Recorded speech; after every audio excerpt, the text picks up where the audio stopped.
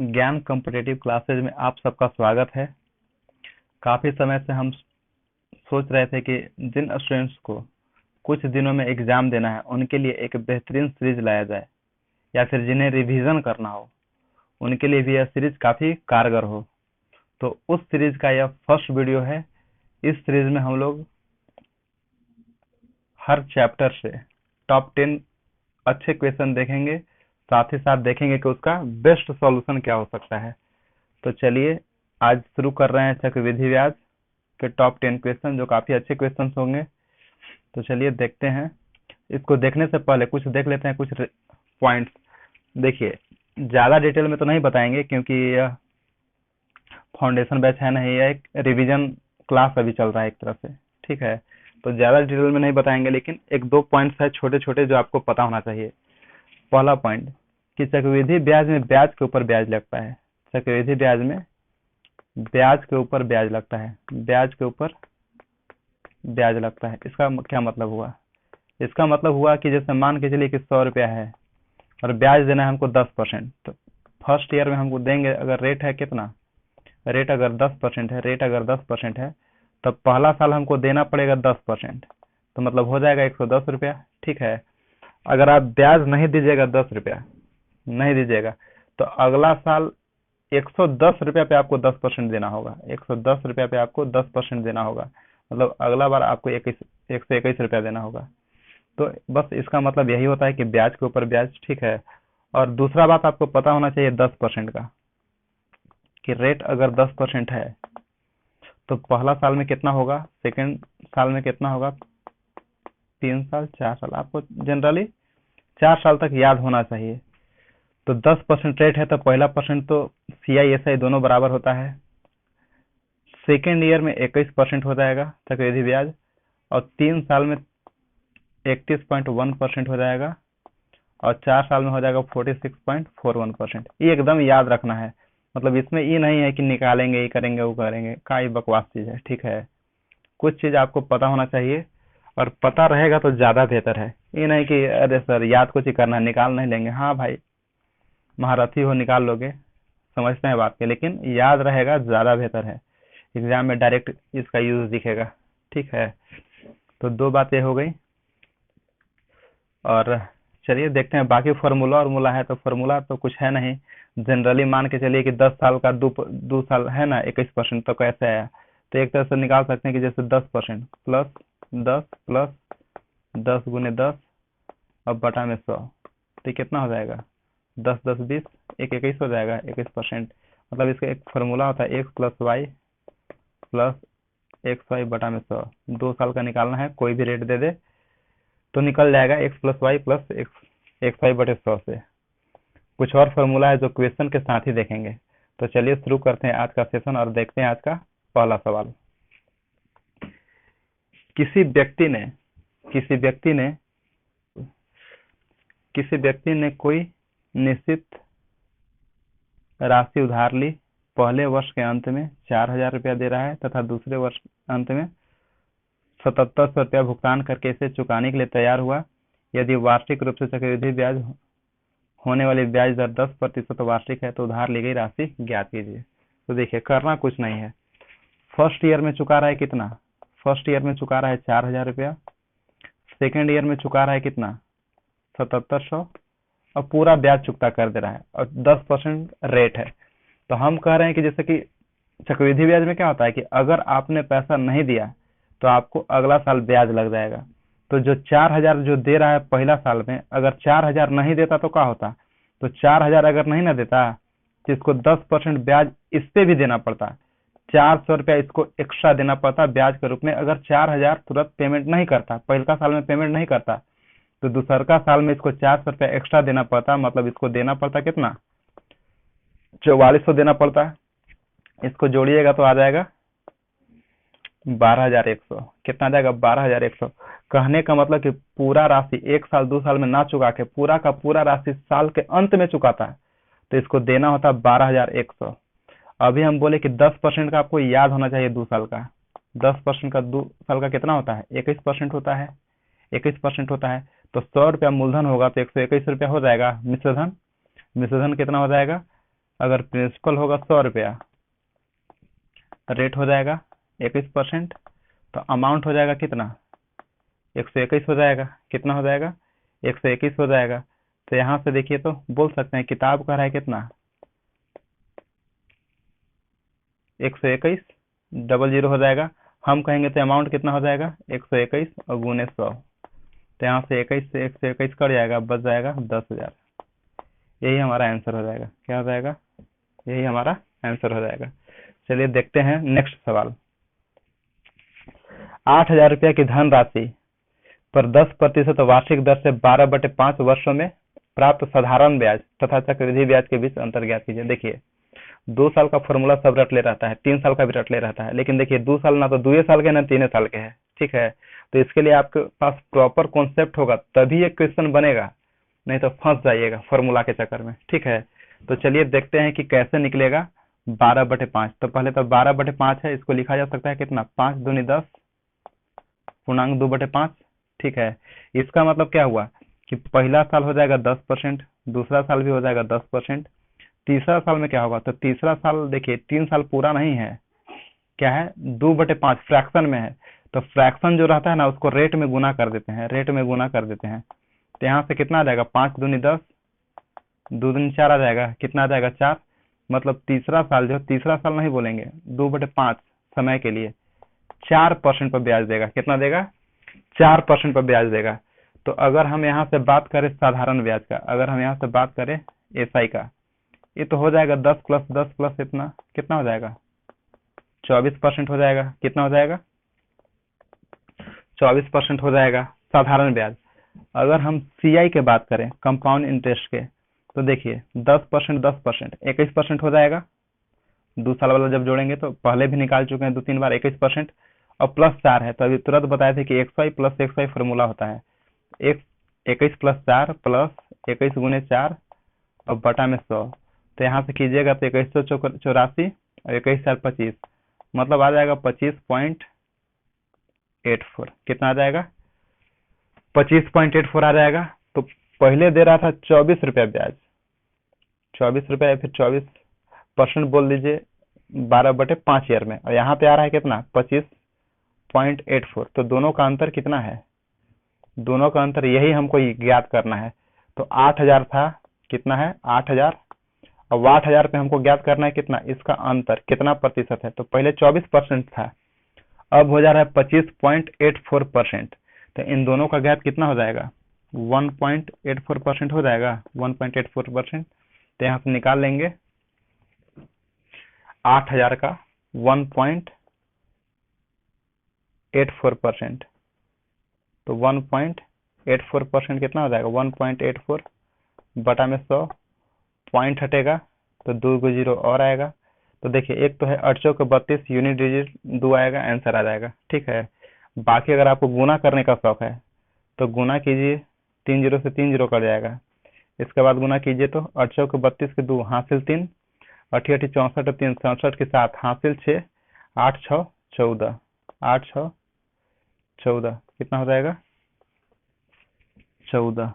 तो हो जाएगा 14 और बटा में 10 है तो कितना हो जाएगा, यही क्या हो जाएगा, आंसर हो जाएगा। क्या हो जाएगा, 147.2। इकाई अंक से भी पता चल रहा था, पूरा गुना करने का जरूरत नहीं है। चलिए देखते हैं नेक्स्ट सवाल। किसी ऋण को 2 समान वार्षिक किस्तों में वापस करना है। किसी ऋण को 2 समान वार्षिक किस्तों में वापस करना है। यदि ब्याज दर प्रति वर्ष 10% है, जिसकी गणना वार्षिक चक्रवृद्धि ब्याज के आधार पर होती है, तो प्रत्येक किस्त का राशि दिया हुआ है, किस्त का राशि आपको क्या है, दिया हुआ है। तो कह रहा है कुल ब्याज क्या होगा, कुल ब्याज क्या होगा। तो चलिए देखते हैं। तो कुल ब्याज होगा, क्या होगा पहले देख लेते हैं। तो 10% है, 10% है जो चक्रवृद्धि ब्याज पे देना है। तो पहला साल हो जाएगा 10 का 11 हो जाएगा। सेकंड साल में होता है ना, जितना साल रहेगा उतना पावर होते जाता है, पावर होते जाता है। तो ये हो जाएगा कितना, 100, और ये हो जाएगा 121। ये है किस्त का राशि, क्या है, ये है किस्त का राशि। इधर वाला है मूलधन, इधर मूलधन है, इधर किस्त है। अगर लिखना है तो लिख सकते हैं, इधर क्या है, मूलधन है, और इधर रहता है किस्त का राशि। इधर क्या रहता है, किस्त का राशि। तो कह रहा है समान किस्त, नीचे 121 से ऊपर 11 है, तो समान करना पड़ेगा, मतलब 11 से गुना करना पड़ेगा। जब 11 से गुना कीजिएगा तो ये हो जाएगा 110, ये हो जाएगा 121। अब हो गया, दोनों किस्त बराबर हो गया। क्या हो गया? दोनों किस्त बराबर हो गया। तो दोनों किस्त बराबर हो गया तो देखिए तो मूलधन कितना हो जाएगा? 100 प्लस 110, 210 हो जाएगा। और किस्त का राशि कितना हो जाएगा? 121, 121, 242 रुपया। तो यहाँ से कितना ज्यादा दे रहा है? 32 रुपया। कितना ज्यादा दे रहा है? 32 रुपया। तो अगर हमको निकालना हो कि कुल ब्याज कितना देगा, तो कुल ब्याज देगा 32 रुपया। तो अब आते हैं क्वेश्चन के अनुसार। किताब में कह रहा है, क्वेश्चन में कह रहा है कितना, कि कुल दे रहा है किस्त कितना? प्रत्येक किस्त 6534 रुपया है। कितना है? 6534। हम कहेंगे तो किस्त का राशि कितना हो जाएगा? 121 रुपया। किस्त का राशि कितना हो जाएगा? 121। और हमको निकालना है कि ब्याज कितना है, तो ब्याज यही ना है, ब्याज यही तो है 32 रुपया। तो 32 से गुना कर देंगे। तो देखिए 32 है ना, तो 32 4 से कटेगा। एक तो डिविजिबिलिटी रूल भी चेक कर लेते कि भाई 32 सही है। 32 4 8 32। तो पहले देखते हैं 2 के, तो 2 से ए कट रहा है। अब देखेंगे 4 से, 4 से अगर 2 कटता तो फिर देखते हैं 8 से। ठीक है, तो फिलहाल देखेंगे 2 से, तो 2 से 2 कट रहा है, तो मतलब ये ऑप्शन नहीं होता।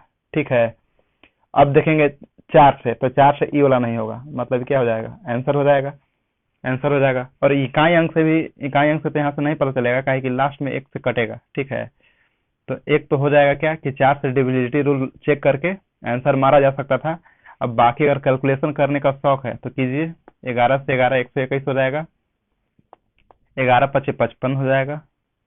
उसके बाद बचेगा कितना? 103।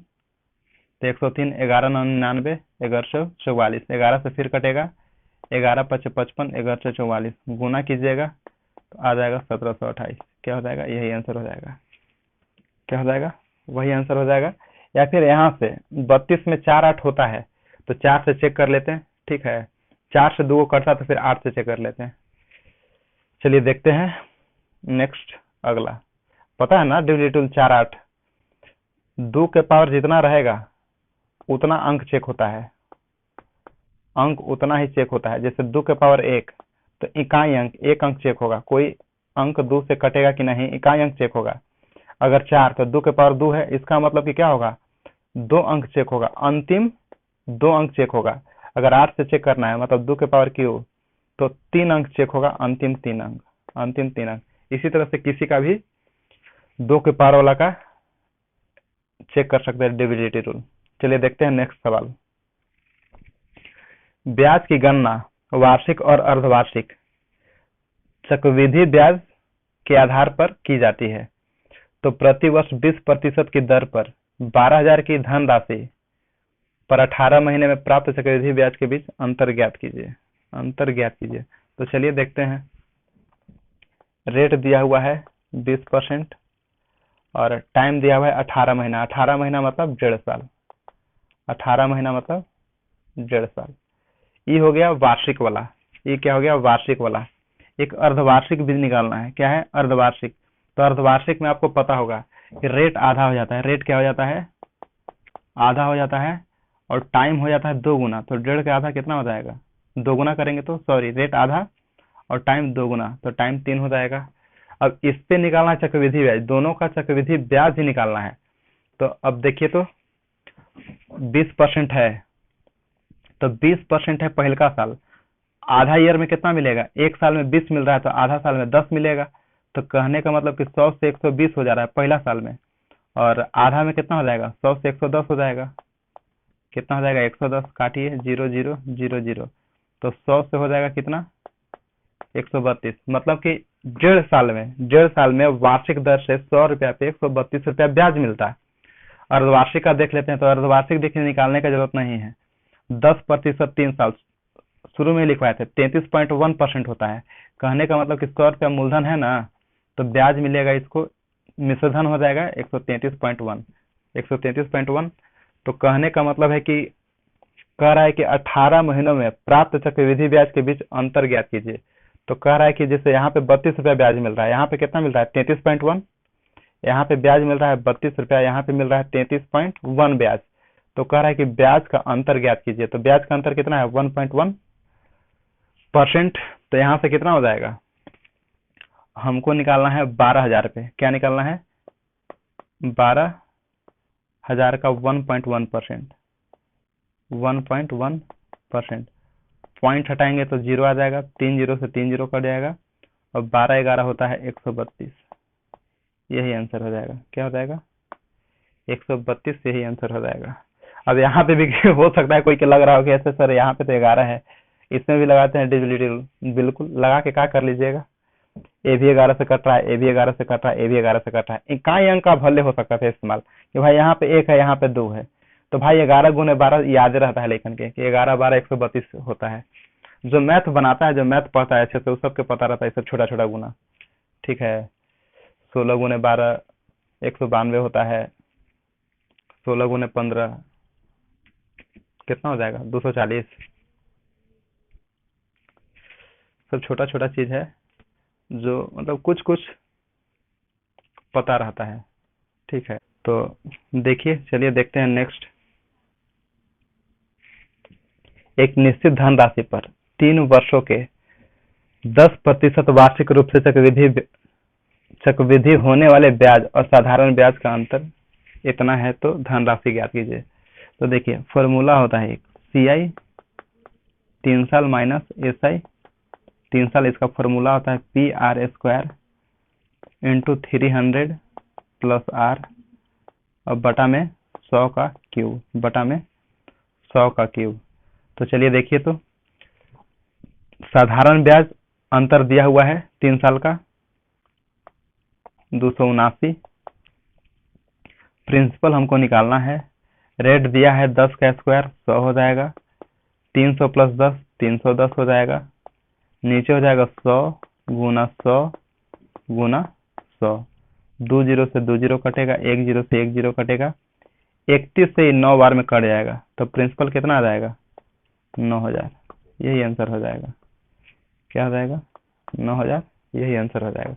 फॉर्मूला है, बस फॉर्मूला याद रखिए। 2 साल का भी होता है, 2 साल वाला भी लिख देते हैं। CI 2 साल, SI 2 साल, ये होता है PR² बटा में 100 का स्क्वायर।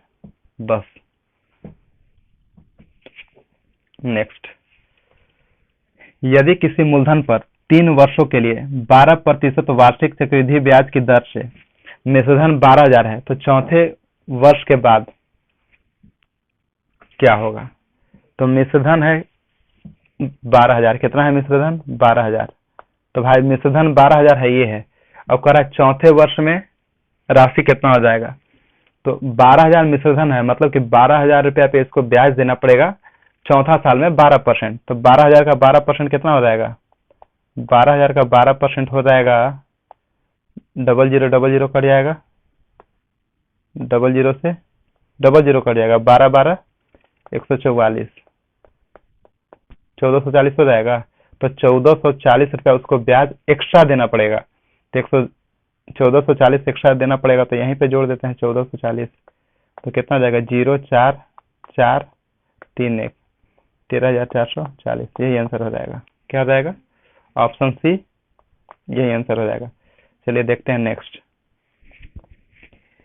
यदि अगर कोई वीडियो समझ में ना आए तो दोबारा पीछे करके देखा जा सकता है, क्लासरूम नहीं है। ठीक है, कि 2 बार 3 बार समझाएं, वो पीछे करके देख लीजिएगा।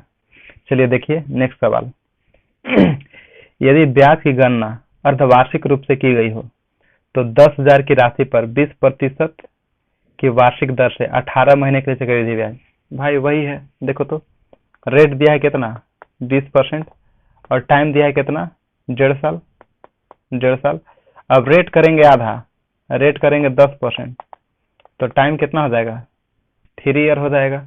टाइम हो जाएगा दोगुना, 3 ईयर। इसे इसको 3 साइकिल बोलेंगे। ठीक है, साइकिल के हिसाब से चलेगा। 6 महीना पे 3 बार देगा। ठीक है, 6 महीना पे देगा, मतलब 6 महीना 6 महीना 6 महीना, तो 18 3 बार हो जाएगा। तो बस यही 3 साइकिल है, 3 ईयर नहीं है। तो रेट हो जाएगा 10% और 3 साइकिल में पूरा करेगा। तो कह रहा है कि कितना देगा? तो 10% 3 साल, तो कितना हो जाएगा 3 साल के लिए रेट? 33.1 हो जाएगा। 33.1, तो बस निकाल देना था 10,000 का 33.1%। अगर यहाँ से पॉइंट हटाएंगे तो 1 जीरो नीचे लाना पड़ेगा, 3 जीरो से 3 जीरो कट जाएगा, आ जाएगा 3310। यही आंसर हो जाएगा। क्या हो जाएगा? 3310, यही आंसर हो जाएगा। चलिए देखते हैं नेक्स्ट सवाल। यदि कोई राशि चक्रवृद्धि ब्याज वार्षिक वार्षिक संयोजित की समान दर से 2 वर्षों के बाद 4000 तथा 4 वर्षों के बाद 5000 हो जाती है, तो धन राशि क्या है? तो इसका भी डायरेक्ट फॉर्मूला आता है कि प्रिंसिपल बराबर होता है फर्स्ट अमाउंट जो दिया है उसको गुना कर देना है 2 बार, उसके बाद जो सेकेंड अमाउंट है वो बटा में जाएगा। तो यहाँ से आ जाएगा 4000 गुने 4000 और बटा में 5000। तो 3 जीरो से 3 जीरो कटेगा, 5 से कट जाएगा 40 8 बार में, तो बच जाएगा 8 से 2 जीरो और 4 उधर 3200। यही आंसर हो जाएगा। क्या हो जाएगा? 3200 आंसर हो जाएगा। डायरेक्ट फॉर्मूला है। ऐसे तो प्रूफ क्लास में करवाए हैं और रिवीजन चल रहा है, तो अगर जो हम लोग टाइप वाइज पढ़ रहे हैं तो उसमें जब CISI आएगा तो हर चीज का प्रूफ देंगे। ठीक है, फिलहाल अभी आगे बढ़ते हैं। कितने वर्षों में वार्षिक रूप से चक्रवृद्धि होने वाली 60,000 रुपया की धनराशि 8% वार्षिक ब्याज दर पर ब्याज के रूप में इतना होगा? ठीक है, तो देखिए चक्रवृद्धि ब्याज में एक बात आपको और याद रखना है कि जो प्रिंसिपल और अमाउंट होता है ना, प्रिंसिपल और अमाउंट होता है उसका रिलेशन डायरेक्ट होता है। कहने का मतलब कि 1 साल का है तो प्रिंसिपल अमाउंट ऐसा ही रहेगा। अगर 2 साल का प्रिंसिपल अमाउंट है तो जो प्रिंसिपल अमाउंट है ना ये स्क्वायर बनता है। ये क्या बनता है? जब भी रहेगा क्या रहेगा? जो भी अमाउंट दिया हुआ रहेगा, जो भी अमाउंट यहाँ पे दिया हुआ रहेगा वो स्क्वायर में आएगा। कहने का मतलब कि उसका रूट निकाला जा सकता है। क्या है? उसका रूट निकाला जा सकता है। कब? जब 2 साल का रहेगा। अगर 3 साल का है तो जो प्रिंसिपल अमाउंट है उसका क्यूब निकलेगा। क्या निकलेगा? क्यूब निकलेगा। ये एकदम फिक्स है, आना ही आना है, 100% ये आएगा ही आएगा कि जब भी प्रिंसिपल है, अमाउंट है, दिया हुआ है, मूलधन मिश्रधन, स्क्वायर में आएगा, क्यूब में आएगा, पावर 4 में आएगा, जो भी रहेगा वो आएगा ही आएगा, वो पावर में ही आएगा और दोनों का दोनों आता है। ठीक है, तो इस बात को ध्यान रखना है। चलिए देखिए अब आते हैं क्वेश्चन पे। कह रहा है कि 60,000 रुपया की राशि 8% के दर पे हो जा रहा है कितना? ब्याज के रूप में मिल रहा है 9,984 रुपया। इसका मतलब कि 9,984 ब्याज मिल रहा है, मूलधन है 60,000। तो जब दोनों के जोड़ देंगे तो मिश्रधन मिल जाएगा, तो प्रिंसिपल हो जाएगा कितना? 60,000। प्रिंसिपल कितना हो जाएगा? 60,000। अमाउंट कितना हो जाएगा? 69984 इतना हो जाएगा। अब हमको कोशिश करना है कि स्क्वायर बनेगा, क्यूब बनेगा, ऐसा ही कुछ चाहिए। तो देखिए 4 जीरो है यहाँ पे, कोई जीरो नहीं, तो जीरो तो कटेगा नहीं। तो यहाँ से पता चल रहा है कि या तो 100 का स्क्वायर हो सकता है या 10 के पावर 4 हो सकता है। तो पहले 6 से काट देते हैं, क्या कि 6 फालतू का है। तुम देखिए तो 6 के यहाँ से काटिए तो ये तो हो जाएगा 10,000। इसको काटिए तो 6 का 6, फिर उसके बाद 6 6 छक 36, फिर 6 छक 36, 6 चौके 24। ठीक है, कितना जाएगा? 11,664। अब स्क्वायर याद हो तो ये 108 का स्क्वायर है। ठीक है, ये कितना है? 108 का स्क्वायर है। हम बोले हैं पहले है कि बनेगा 100%, ना के सवाल नहीं है कि ना बनेगा। ठीक है, हम देखें 99% क्वेश्चन में बनता ही बनता है। तो क्या हो जाएगा? 100 का स्क्वायर हो जाएगा, ये हो जाएगा 108 का स्क्वायर। देखिए 100 से 108, 8% रेट दिया हुआ है, मतलब सवाल बिल्कुल सही है। तो यहाँ से क्या हो जाएगा? टाइम जो आया यही आंसर हो जाएगा। अगर क्यूब आता तो 3 साल आंसर हो जाता। तो चलिए देखते हैं अगला सवाल। एक मोबाइल फोन 79,800। कौन मोबाइल है भाई? लग रहा है कि एप्पल के फोन है। 79,860 रुपया में फोन खरीद रहा है। एक मोबाइल फोन 79,860 रुपया के एक नगद भुगतान पर या डाउन पेमेंट के रूप में 60,000 रुपया नगद दे रहा है। 60,000 रुपया का नगद भुगतान करने और शेष धन राशि को तीन समान वार्षिक किस्त के में भुगतान करने पर उपलब्ध है। यदि दुकानदार 10% वार्षिक दर से ब्याज लेता है तो वार्षिक रूप से चक्रवृद्धि ब्याज होता है। तो प्रत्येक किस्त की राशि, मतलब कि चक्रवृद्धि ब्याज पे किस्त वाला सवाल है, उसमें डाउन पेमेंट नहीं था। जो पहला एक सवाल और देखे हैं इसमें डाउन पेमेंट कर रहा है। तो चलिए देखते हैं। तो 60,000 रुपया राशि है, 60,000 तो डाउन पेमेंट कर दे रहा है, तो जाहिर सी बात है कि 60,000 पे तो इसको ब्याज लगना नहीं है। जो शेष राशि रहेगा ओकरे पे ब्याज लगेगा। तो शेष राशि कितना हो जाएगा, 19860 हो जाएगा। ये क्या हो जाएगा, शेष राशि, और इसी पे इसको ब्याज मिलेगा। 10% रेट दिया हुआ है, तो 10% रेट देने का मतलब ये है कि पहला साल जो किस्त होगा 10 पे होगा 11, दूसरा होगा 10 का स्क्वायर 11 का स्क्वायर, तीसरा क्या हो जाएगा 10 का क्यूब, इधर हो जाएगा 11 का क्यूब। तो इसको देखिए तो 11 का क्यूब हो जाएगा 11 का स्क्वायर, उधर 11 है। किस्त जब भी बराबर होगा, ऐसा तो है ना कि पहला किस्त 11, दूसरा 121 और तीसरा का 1331, किस्त जब भी होगा बराबर होगा। तो यहाँ पे हमको 11 से गुना करना पड़ेगा, यहाँ पे करना पड़ेगा 121 से। तो जब 121 से गुना कीजिएगा तो याद आएगा कितना, 1210, ये हो जाएगा 1331, 11 से कीजिएगा हो जाएगा 1100, काहे कि 10 के पावर 100, 11 गुने 100 1100, और यहाँ पे कितना आ जाएगा 1331, ये तो है, ये है 10 के पावर 1000, ये हो जाएगा 1331। तो किस्त आ गया बराबर, किस्त देखिए तीनों का तीनों बराबर आ चुका है, ये भी 1331, ये भी 1331, ये भी 1331, तो ये हो गया किस्त। अब हमको निकालना है किस्ते की राशि। तो एक चीज तो यहाँ से सोचा जा सकता था नहीं कि 11 का ही पावर सब है, मतलब ऑप्शन जो भी रहता 11 से कट जाता, ऑप्शन जो भी रहता 11 का देखे थे, अभी मेंसुरेशन कुछ दिन पहले वीडियो बनाया था उसमें भी देखे थे, ठीक है। तो 11 है ना, यूनिवर्सल है, सगरो लगता है 11 का नियम, ठीक है। तो यहाँ पे चाहते तो 11 से एक बार चेक करके देखा जा सकता था कि ऑप्शन एगो है, दूगो है, दूगो रहता तो बनाते, एगो है तो चेक करने में कहा जा रहा है, तो एक बार चेक करके देख लेते हैं। तो देखिए 11 से ही नहीं कटेगा, 11 से कटेगा 6 8 14, 9 6 15, 14 15 के बराबर नहीं है, नहीं कटता। 8 6 14, 9 7 16, ये भी नहीं कटता। 7 8 15, 9 6 15 कट जा रहा है, मतलब यही आंसर हो जाता है, यही आंसर हो जाता है। बिना बनाए बता सकते हैं कि यही आंसर होगा और 100% यही होगा, ठीक है। अब देख लेते हैं बना के कि आ रहा है कि नहीं आ रहा है। तो हमको निकालना है प्रत्येक किस्त की राशि, और इतना रुपया क्या है, इतना रुपया पे हमको ब्याज देना है। तो इधर जोड़ेंगे तो पूरा रुपया कितना हो जाएगा, 0 1 2 1 3 3, कितना हो जाएगा 3310 रुपया, और 3310 रुपया है, और 1331 का ब्याज हमको देना है, इंस्टॉलमेंट देना है। तो किताब का रहा है कितना 19,860, हम कहेंगे 3310, और हमको निकालना है 1331 का वैल्यू। 0 से 0 कटेगा, ये 36 36 18, 6 बार में कट जाएगा, ये 6 बार में कट जाएगा। अब बस गुना करके लिख देना है। देखिए तो 6 36 18 की 8, 36 18 19 की 9, 6 का 6 1 7, क्या हो जाएगा, यही आंसर हो जाएगा। तो क्या हो जाएगा, आंसर हो जाएगा 7986। चलिए अगला सवाल देखते हैं, बस समाप्त, ठीक है। बाकी मिलते हैं, तब तक के लिए नमस्कार।